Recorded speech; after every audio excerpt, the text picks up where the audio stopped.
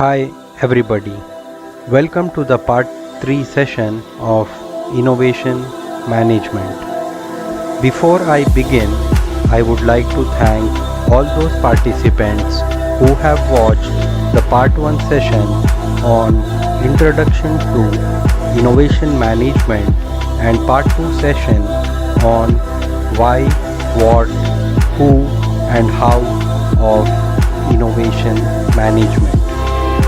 Continuing the series in this session, you will learn about the classification of innovation and the types of innovation. Innovation can be classified under two broad views. First view being organizational view and the second view being economic view. Both the views classify innovation under similar terms. Each view has radical innovation and incremental innovation as the subclassifications within the view.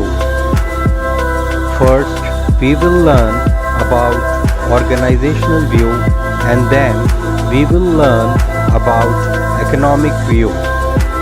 And then we will understand how innovation is classified under each of the views. Beginning with organizational view, the measure of assessment of the innovation under the organizational view is the organization's existing capabilities, competencies, and skills. Under the economic view, the measure of assessment of the innovation is the extent to which it renders the old product non-competitive. So, looking at the subclassifications within the organizational view, we have the classification of radical innovation and then incremental innovation. Looking at the radical innovation from an organizational view, if the technological knowledge required to exploit the innovation is very different from the organization's existing knowledge and competencies, such innovations are referred to as radical innovations, and these innovations are competence destroying. An example would be the evolution of refrigerator, which uses new technologies like compressors and so many different electronic and mechanical stuff, compared to the ice box, which was a simple device that served the purpose.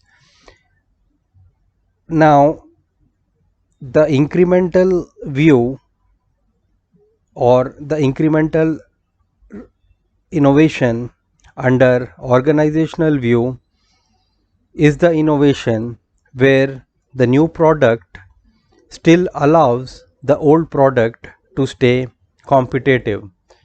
Say for example, a new release of a new Intel processor would still allow the older processor to remain in the market. The new product may bring in new features which may cater to needs of more advanced users. However, the existing product would still be marketable, usable by most of the existing user base. Now, we will look at the classification of innovation under economic point of view.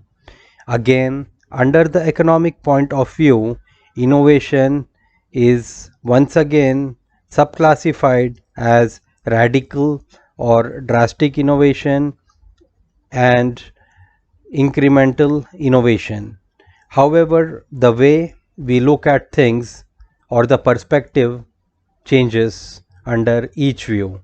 So let's look at how the perspective changes under the economic view for each of these innovation types. For the radical or the drastic innovation, if the new product that is launched is so superior that it completely makes the old product non-competitive and obsolete, then the innovation is referred to as radical innovation. For example, you may have seen the evolution of cell phones. Prior to cell phones, everyone had landline phones at their home. Once the cell phone technology was introduced, the most popular model of the cell phone or the hand phone used to be the Ericsson phone with an antenna. Moreover, even before the launch of the cell phone, we just used to have the pagers, and then we saw the basic Nokia phone with the vibrator function becoming very popular, and now today we have smartphones that are dominating the market. Now, the incremental view under economic point of view can be looked at in a sense where very often the new product still allows the old product to stay competitive. So both the old product and the new product can coexist in the market.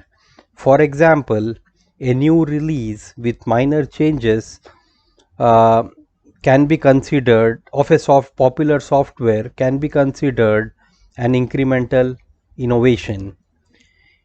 In the next session, we will learn about the different static and dynamic models of innovation that can be put to some practical use. We will also learn about the key job roles what we have in any innovating company or in an innovating process.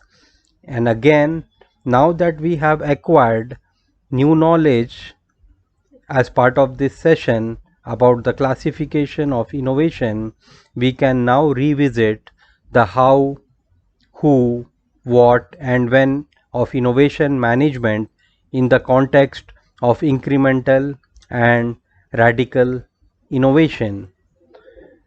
So, what are we waiting for? Let's put on the thinking caps. Please subscribe to the channel. Hope you enjoyed the video and thank you for watching.